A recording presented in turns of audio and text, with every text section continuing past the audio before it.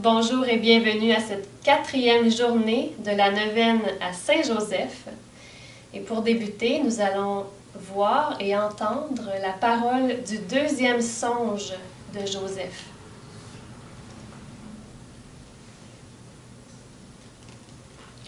Après le départ des mages, voici que l'ange du Seigneur apparaît en songe à Joseph et lui dit: Lève-toi, prends avec toi l'enfant et sa mère, et fuis en Égypte, et reste-y jusqu'à ce que je te dise. Car Hérode va rechercher l'enfant pour le faire périr. Il se leva, prit avec lui l'enfant et sa mère de nuit, et se retira en Égypte. Et il resta là jusqu'à la mort d'Hérode, pour que s'accomplisse cet oracle prophétique du Seigneur d'Égypte. J'ai appelé mon fils.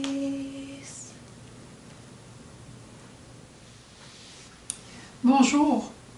En cette 4e journée, on va rencontrer aujourd'hui Joseph comme père dans l'obéissance. C'est un mot qu'on n'aime pas beaucoup, mais on va en reparler tout à l'heure. Puis j'ai une histoire extraordinaire à vous raconter, à te raconter, qui va te donner le goût de terminer ta neuvaine. C'était une méthode dans les peuples antiques que Dieu avait de parler à quelqu'un dans des songes. Et Joseph, dans ce moment ici de sa vie, est un peu inquiet parce que son épouse Marie est enceinte et il n'en sait pas plus. Il connaît la loi, il l'aime, qu'est-ce qu'il va faire? Et Dieu va se révéler à lui à travers un songe. Et Joseph va avoir pas moins de 4 songes. Peut-être que tu ne savais pas, moi ça fait pas longtemps que je le sais. L'ange avait visité la Vierge Marie et le Seigneur va faire la même chose pour Joseph, mais à travers la nuit, par 4 fois. Alors, dans le premier songe, on va voir l'ange qui lui dit « Ne crains pas de prendre chez toi Marie, ton épouse, puisque l'enfant est engendré de l'Esprit Saint. » Et là, Joseph va obéir simplement, avec grande joie, je peux m'imaginer, parce que comment il aimait et la Vierge Marie et combien à la fois il était déçu de cette histoire qui arrivait de cet événement. Puis après, bon, on connaît le reste, il y a eu, toujours dans une visée d'obéissance, on connaît le reste de l'histoire. Joseph avec Marie sont chez eux. Quirinius demande un recensement, il annonce un recensement et ils doivent partir pour Bethléem. C'est encore un acte d'obéissance, cette fois ici à la loi, mais ils le font en toute fidélité au Seigneur, même si c'est à travers une loi civile. Et pendant le temps où ils seront à Bethléem, voilà que tu connais l'histoire, les mages arrivent et Hérode veut tuer l'enfant. Alors qu'est-ce qui se passe? Le Seigneur apparaît une 2e fois, et c'est la parole qu'on vient d'entendre. Le Seigneur envoie pour une 2e fois l'ange réveiller Joseph en pleine nuit. Lève-toi, prends l'enfant et sa mère et fuis en Égypte. Reste là jusqu'à temps que je te le redise. Et il n'hésite pas à partir de nuit avec Marie et avec l'enfant. C'est merveilleux de penser aussi que Marie, elle, en apparence, elle est plus sainte que Joseph. Joseph, il est en grâce, le 3e dans la Sainte Famille. Et c'est à lui que Dieu apparaît parce que c'est son rôle de père. Hein? Dieu lui apparaît à travers le songe et lui dit « Va-t'en maintenant en Égypte. » Et Marie obéit et l'enfant va suivre. Et là, quand ils seront en Égypte, à un moment donné, l'ange va apparaître de nouveau. Puis il va lui dire, dans un troisième songe, retourne chez toi, retourne, c'est l'heure. Mais pendant le temps du retour, Joseph se rencontre qu'Archélaüs régnait en Judée à la place de son père Hérode. Et voilà que Joseph se dit, il y a vraiment un danger. Et là, il est averti encore en songe. Alors, comme tu vois, le Seigneur a conduit de nuit, c'est signifiant aussi pour la vie spirituelle, il a conduit Joseph de nuit et Joseph a obéi. Des fois, on pense que l'obéissance, c'est le propre des faibles. Au contraire, c'est le propre des forts. Ceux qui sont capables de plier leur volonté et qui sont capables d'un amour plus grand, aimer l'autre jusqu'à faire sa volonté. Et Joseph a été cet homme-là. Et c'est comme ça aussi qu'il a appris à Jésus à obéir. Même si pour Jésus, l'attitude fondamentale de son être de fils, c'est l'obéissance filiale, tout homme qu'il était, il a appris à obéir chez lui. Hein, on dit il redescendit à Nazareth et là, il grandissait en taille, en sagesse, en écoutant ses parents. Et quand Jésus va arriver à Gethsémani et qu'il dira « Père, non pas ma volonté, mais la tienne », c'est un moment crucial dans sa vie, le moment crucial. Il faut penser qu'il a appris ça chez lui et qu'il l'a appris de son père. Alors, nous aussi, le Seigneur a une manière de nous interpeller chacun, qui que nous soyons, dans quelque état de vie que nous soyons, à une obéissance délicate. Manquons pas les chances d'obéissance. C'est un signe de grand amour que d'obéir. Et je veux vous raconter l'histoire. Ça se passe dans l'année 1872 dans un couvent à Loreto, dans le Nouveau-Mexique, au sud des États-Unis. Voici que des religieuses sont là, elles font construire une chapelle, très belle chapelle un peu néo-gothique, et on oublie une chose importante. On oublie de construire un escalier qui va monter d'en bas de la chapelle jusqu'à la tribune pour aller chanter. C'était un oubli majeur. Alors, les sœurs se sont mises ensemble et ont décidé de faire une neuvaine à Saint-Joseph. Pas d'aujourd'hui, hein?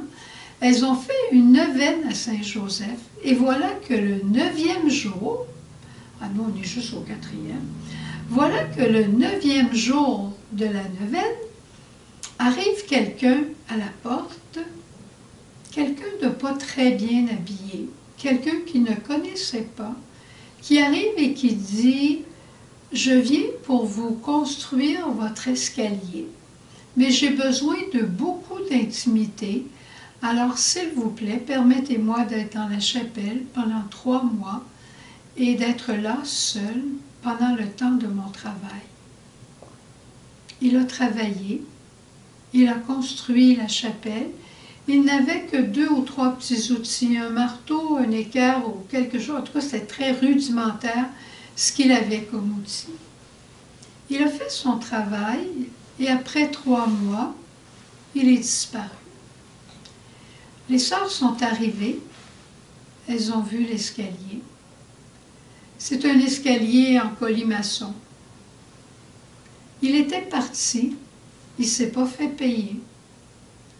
Des architectes sont venus, ils ont trouvé ça splendide, mais personne, encore aujourd'hui, cette chapelle est rendue un lieu de pèlerinage, personne n'est capable d'expliquer comment un escalier en colimaçon sans poutre centrale peut tenir. Il n'y a aucune poutre, tout est fait avec il n'y a aucun clou, aucune vis, rien de tout ça. Ce sont toutes des chevilles de bois qui tiennent les choses ensemble.